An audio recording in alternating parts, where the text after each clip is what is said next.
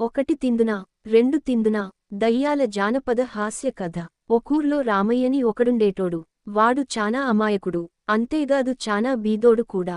చానాసార్లు తినడానికి తిండి గూడా లేక ఉత్తనీళ్లు తాగి పస్తులు పండుకునేటోడు.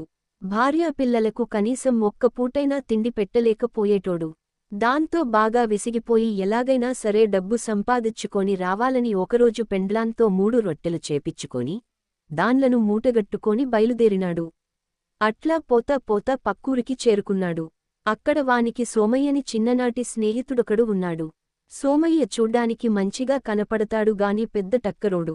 మాయమాటలతో అందరినీ బోల్తా కొట్టించేవాడు. వాడు స్నేహితుణ్ణి చూడగానే ఏరా, యాడికి బయలుదేరినావు అనడిగినాడు. దానికి వాడు కళ్ళనీళ్లు బెట్టుకొని ఇంటి నంగతంతా చెప్పి, ఎట్లాగైనా సరే డబ్బు సంపాదించుకొని రావాలని పోతావున్నా అన్నాడు. దానికి సోమయ్య, అట్లాగా, సరే ఈ పూట మా ఇంట్లోనే పండుకొని రేపొద్దున్నే పో అన్నాడు. రామయ్య ఆ రోజు రాత్రి ఆన్నే పండుకొని తర్వాత రోజు పొద్దున్నే మళ్ళా బయలుదేరినాడు. కొండలు, వాగులు, గుట్టలు, అడవులు ఒక్కొక్కటే దాటుకుంటా అర్ధరాత్రి వరకు నడిచినాడు. బాగా నడిచినాడు కదా, దాంతో కడుపులో ఉన్నదంతా అరిగిపోయి బాగా ఆకలేయసాగింది. దారిలో ఒక పెద్ద మర్రిచెట్టు కనబడితే తిని పండుకుందామని దాని కిందికి చేరుకున్నాడు. ఆ మర్రిచెట్టుపైన 3 దయ్యం పిల్లలున్నాయి. అవి ఒట్టి పిరికివి. ఊకి చిన్న చిన్న దాండ్లకే భయపడి వణికిపోతుంటాయి. రామయ్యని చూసి, ఎవడబ్బా, వీడింత అర్ధరాత్రి పూట ఒక్కడే వచ్చి మన చెట్టు కింద కూర్చున్నాడు. కొంపదీసి మంత్రతంత్రాలు బాగా తెలిసిన మాంత్రికుడు కాదుగదా అని అనుమానంగా చూడసాగినాయి. అంతలో రామయ్య మూట విప్పి 3 రొట్టెలు ముందు పెట్టుకొని వాటినే చూస్తా సరదాగా, ఒకటి తిందునా రెండు తిందునా 3 తిందునా లేక మొత్తం ఒకేసారి దిగమింగుదునా అంటూ గట్టిగా ఒక్కరుపు అరిచినాడు. అంతే, ఆ అరుపు వినేసరికి పైనున్న 3 దయ్యాలు అదిరిపడినాయి. అవి ఒట్టి పిరికివి కదా. దాంతో భయపడి, వీడు మామూలు మనిషి కాదు, పెద్ద మంత్రగాని లెక్క ఉన్నాడు, అందుకే ఇంత అర్ధరాత్రి పూట మనల్ని చంపడానికి ఒక్కడే వచ్చినాడు అనుకోని గజగజా వణికిపోతా దభీమని వాని కాళ్ల మీద పడి, మమ్మల్నేం చేయొద్దు, నువ్వేం కావాలంటే అవిస్తాం, మమ్మల్ని విడిచిపెట్టు అని ఏడ్వసాగినాయి. దయ్యాలను చూసేసరికి రామయ్యక్కూడా భయమేసి గజగజా వణికిపోయినాడు. కాని అవి కాళ్ళు పట్టుకొని ఏడుస్తా ఉన్నాయి గదా. దాంతో లేని ధైర్యం తెచ్చుకొని వాటిని కోపంగా చూస్తా, నాకు బాగా డబ్బు కావాలా, వెంటనే తెచ్చియండి, లేకపోతే మీ ముగ్గుర్నీ ఇక్కడికక్కడే గుటుక్కున మింగేస్తా అన్నాడు. అవి సరేనని వెంటనే ఆన్నించి మాయమై క్షణాల్లో ఒక ఆవుతో తిరిగి ప్రత్యక్షమైనాయి.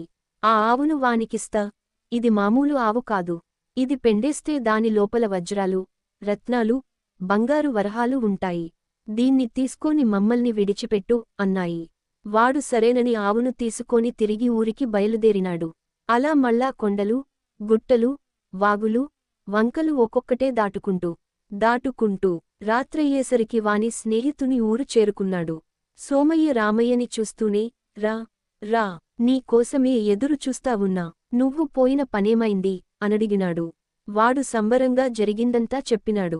అలాగా, అయితే ఇన్నాళ్లకు నీ కష్టాలు తీరిపోయినాయన్న మాట. సరే, ఇంత రాత్రిపూట మీ ఊరికి ఏం పోతావుగాని ఈరోజు ఈయన్నే పండుకొని రేపొద్దున్నే పో అంటూ వానికి బాగా మంచి మంచి పిండివంటలు చేపిచ్చి పెట్టినాడు. వాడవన్నీ బాగా తిని హాయిగా నిద్రపోయినాడు. రామయ్య అట్లా నిద్రపోయినాడో లేదో దానికోసమే కాసుకోనున్న సోమయ్య వెంటనే పెరట్లోకి పోయినాడు. అప్పటికే ఆ ఆవు బాగా పెండేసింది. చూస్తే ఇంగేముంది, దాన్నిండా బంగారం, వరహాలు, వజ్రాలు, రత్నాలు దగదగా మెరిసిపోతా కనబన్నాయి. వెంటనే సోమయ్య దాన్ని తోల్కోనిపోయి ఎవరికీ కనబడకుండా దాచిపెట్టి, అచ్చం అట్లాగే ఉన్న మరొక ఆవును తీసుకోవచ్చి అక్కడ కట్టేసి ఏమీ ఎరుగని అమాయకుని లెక్క మట్టసంగా నిద్రపోయినాడు. పొద్దున్నే రామయ్య నిద్రలేచి పోయొస్తానని స్నేహితునికి చెప్పి ఆవును తోల్కొని ఇంటికి పోయినాడు.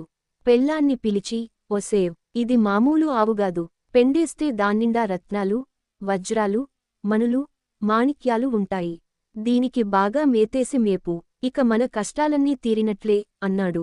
అట్లాగే అని ఆమె దానికి బాగా మేతేసింది.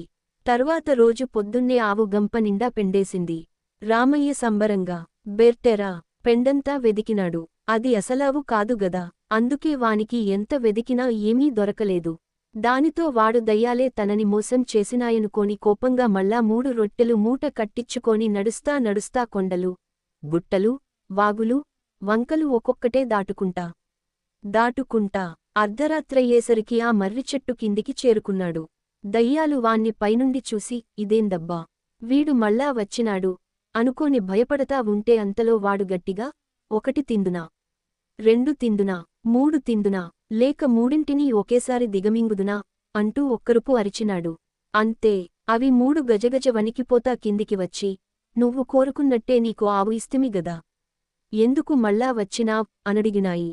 దానికి వాడు కోపంగా, నన్నే మోసం చేస్తారా, ఆ ఆవు పేడలో బంగారు హారాలు కాదు కదా, కనీసం గులకరాళ్ళు కూడా లేవు అన్నాడు. దాంతో ఆ 3 దయ్యాలు, యాడనో ఏదో పొరపాటు జరిగినట్లుంది, ఈ ఒక్కసారికి మన్నించు అంటూ అన్నించి మాయమై క్షణాల్లో ఈసారి ఒక విసుర్రాయితో తిరిగి ప్రత్యక్షమై, ఇది మామూలు విసుర్రాయి కాదు, దీన్ని తిప్పుతా ఉంటే నువ్వేమి కోరుకుంటే అవి దీన్లోంచి బయటకొస్తాయి, ఇది తీసుకోని మమ్మల్ని వదిలే అని ప్రాధేయపడినాయి. వాడు సరేనని దాన్ని తీసుకొని కొండలు, గుట్టలు, వాగులు, వంకలు ఒక్కొక్కటే దాటుకుంటా రాత్రయ్యేసరికి వాని స్నేహితుని ఊరికి చేరుకున్నాడు. రామయ్యను చూస్తానే సోమయ్య, దా ఏమి ఇట్లా వచ్చినావు అనడిగినాడు. వాడమాయకంగా జరిగిందంతా చెప్పినాడు. అట్లాగా, అయితే ఆ దయ్యాలు నిన్ను మోసం చేసినాయన్నమాట, సరేలే ఏమైతేనేం ఇప్పటికన్నా నీ కష్టాలు తీరినాయి, అదే చాలు, ఈరోజు ఈన్నే పండుకొని రేపొద్దున్నే పో అంటూ వానికి బాగా మంచి మంచి పిండివంటలు చేపిచ్చి పెట్టినాడు. వాడవన్నీ బాగా తిన్నాడు. సోమయ్యే అసలు దొంగ అని వానికి తెలీదు కదా, అందుకని హాయిగా నిద్రపోయినాడు. వాడట్లా నిద్రపోయినాడో లేదో దానికోసమే కాసుకోనున్న సోమయ్య వెంటనే లేచి ఆ విసుర్రాయి దగ్గరకు పోయి, నాకు బంగారం కావాలా అంటూ తిప్పసాగినాడు. అంతే, కుప్పలు కుప్పలు బంగారం దాంట్లోంచి రాసాగింది. అది చూసి వాడు సంబరపడి ఎట్లాగైనా సరే దాన్ని కొట్టేయాలనుకోని ఎవరికీ కనబడకుండా దాన్ని దాచిపెట్టి అచ్చమట్లాగే ఉన్న మరొక విసుర్రాయిని తీసుకొనొచ్చి అక్కడ పెట్టి, ఏమీ ఎరుగని అమాయకుని లెక్క మట్టసంగా నిద్రపోయినాడు. పొద్దున్నే రామయ్య నిద్రలేచి పోయిస్తానని స్నేహితునికి చెప్పి విసుర్రాయిని తీసుకొని ఇంటికి పోయినాడు. పెళ్ళాన్ని పిలిచి, ఒసేయ్, ఇది మామూలు విసుర్రాయి కాదు, దీన్ని తిప్పుతా మనం ఏం కోరుకుంటే అవి వస్తాయి చూడు అంటూ ఆమెను కూచోబెట్టుకొని, నాకు వజ్రాలు కావాల, రత్నాలు కావాలా అంటూ తిప్పసాగినాడు. అది దయ్యాలిచ్చిన విసుర్రాయి కాదు కదా, దాంతో తిప్పి తిప్పి చేతులు నొప్పి పెట్టినాయే గాని దాంట్లోంచి ఏమీ రాలేదు. దాంతో వాడు మళ్ళా దయ్యాలు మోసం చేసినాయనుకోని, ఈసారి దాన్ల అంతు చూసొస్తా అంటూ కోపంగా 3 రొట్టెలు మూటగట్టించుకొని నడుస్తా నడుస్తా అర్ధరాత్రికంతా మళ్ళా ఆ మర్రిచెట్టు కిందికి చేరుకున్నాడు. చెట్టు మీదున్న దయ్యం పిల్లలు వాడు మళ్ళా వచ్చేసరికి అదిరిపడినాయి. అదేందిరా, వీడిట్లో మళ్ళా వస్తా ఉన్నాడు, మనల్ని హాయిగా బతకనిచ్చేటట్లు లేడే అనుకున్నాయి.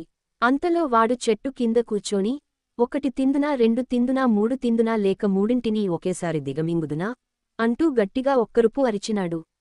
అంతే, ఆ 3 భయంతో గజగజా వణుకుతా కిందికి దిగొచ్చి, నీవు అడిగిందల్లా ఇచ్చినాము గదా, మళ్ళా ఎందుకొచ్చినావు అనడిగినాయి.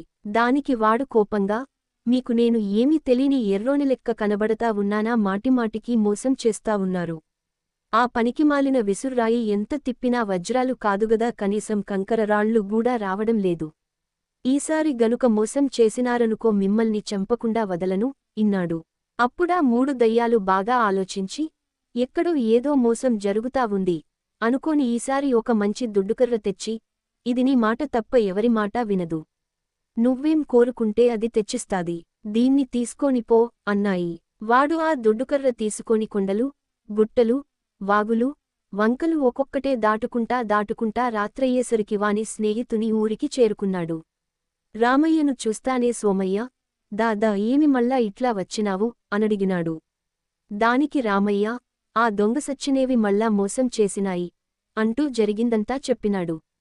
అంతా విన్న సోమయ్య, సర్లే, అయిపోయిందేదో అయిపోయింది, ఇప్పట్నించన్నానీ కష్టాలు గట్టెక్కుతే అదే చాలు, ఇంత రాత్రి ఏం పోతావు గానీ ఇన్నే పండుకొని రేపొద్దున పో అన్నాడు. సోమయ్య మోసగాడని వానికి తెలీదు గదా, అందుకే సరేనని వాడు పెట్టినవన్నీ బాగా తిని హాయిగా నిద్రపోయినాడు.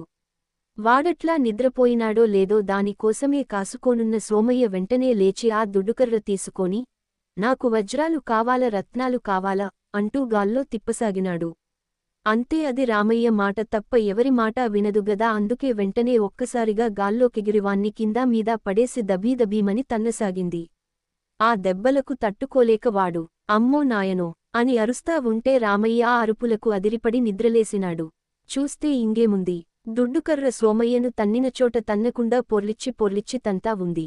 సోమయ్య కిందా మీద పడతా వచ్చి రామయ్య కాళ్ళు పట్టుకొని ఏడుస్తా, మిత్రమా, నన్ను మన్నించు, నీ ఆవు విసుర్రాయి నేనే కొట్టేసినా తప్పైపోయింది, దీన్ని ఆగమని చెప్పు, నా ప్రాణాలు పోయేటట్లున్నాయి అన్నాడు. అప్పుడు రామయ్య, ఆగు అంటూనే దుడ్డుకర్ర ఆగిపోయింది. సోమయ్య కుంటుకుంటా పోయి ఆవు విసుర్రాయి మట్టసంగా తెచ్చిచ్చినాడు. రామయ్య అవన్నీ తీసుకొని సంబరంగా ఇంటికి చేరుకున్నాడు. కథ నచ్చితే లైక్, షేర్ అండ్ సబ్స్క్రైబ్ చేయండి.